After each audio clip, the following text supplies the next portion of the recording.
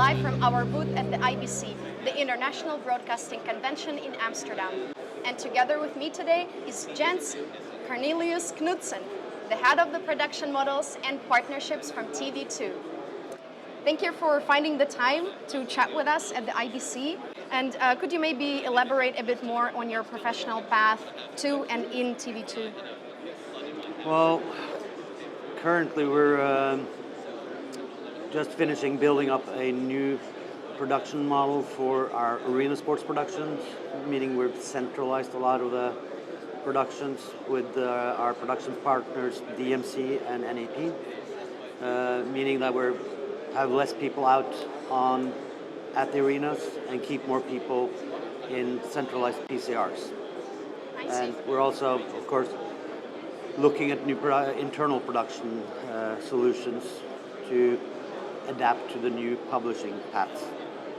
Okay, and what I noticed at the IBC is that there's a lot of new products, and we can see a really rapid evolution in the media sector in general.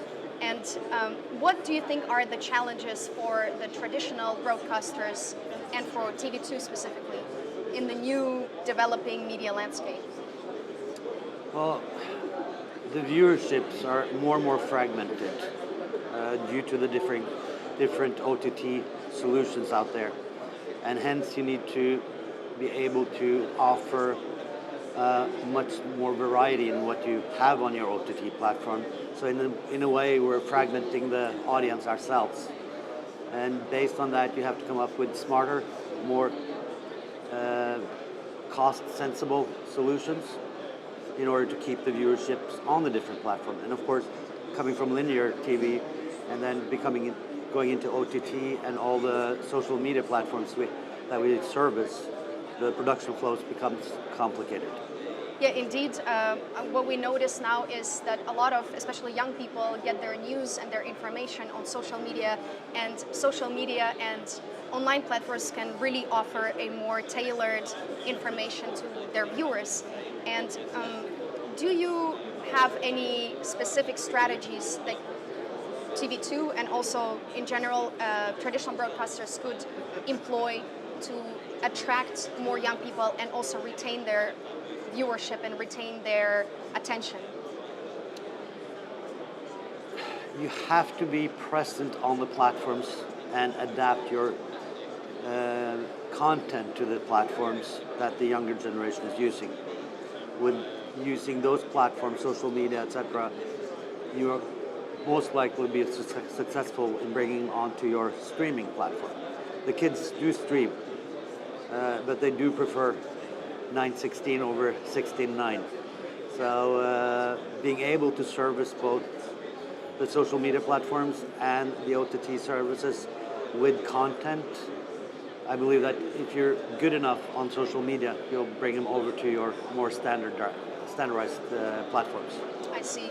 And then there is also another threat coming from streaming platforms like Disney Plus, like Amazon Prime, Netflix. What other strategies are there to tackle this issue with people not being interested in TV anymore? So what about this streaming platforms, and how do traditional TV broadcasters, how do you tackle this issue? Well, you mentioned Disney first. So what we did there is that we became a partner, so we distribute Disney Plus. That's one way, of course. Partnerships here are key.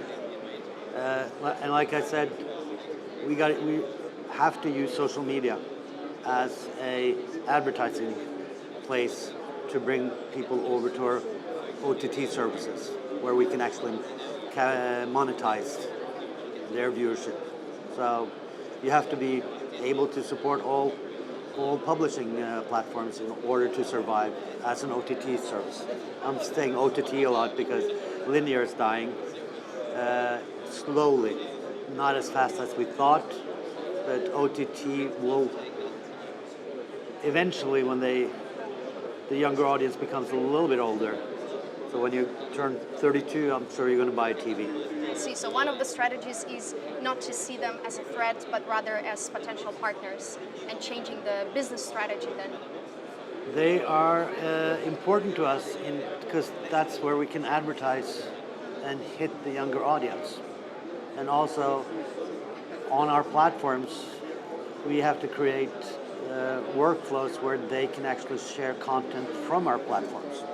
So enable them to talk and discuss about our material. See, user-generated content, indeed, is very important. User-generated content from our platforms. That's yes, the main indeed. thing. Maybe on another note about artificial intelligence that also has been on the rise. And as I mentioned, the streaming platforms, social media have been all using artificial intelligence or XR technologies.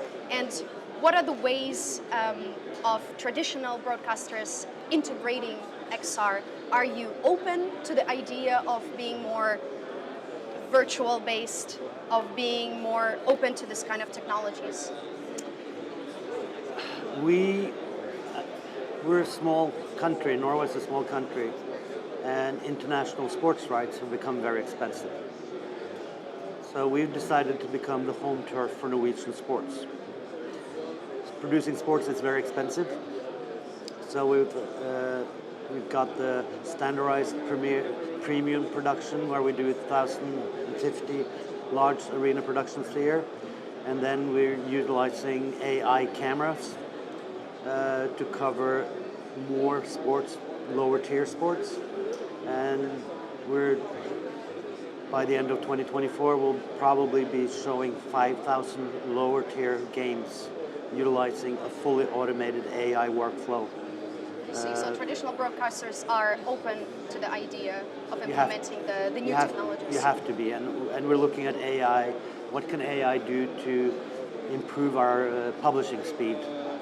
What can AI do to make sure we can cut costs on personnel? So anything we can automate, we automate.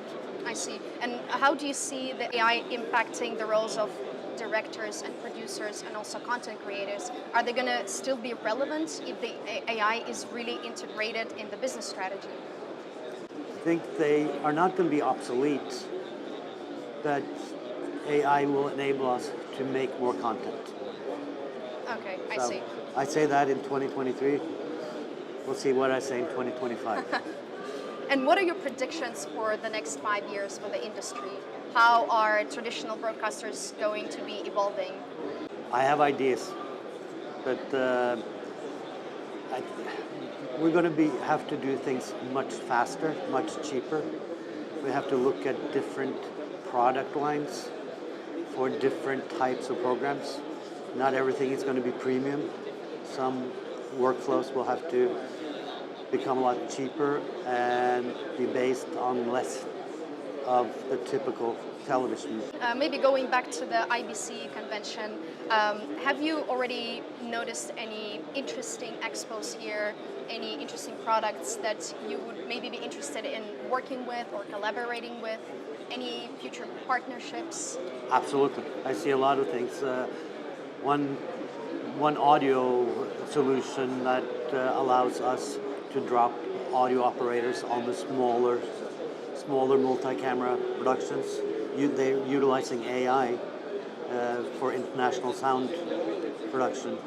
So we see things that we can implement to cut costs. All right. Thank you very much for this great interview. Thank you. And thank you everyone for joining us today at the IBC. We'll see you in the next interview. Bye for now.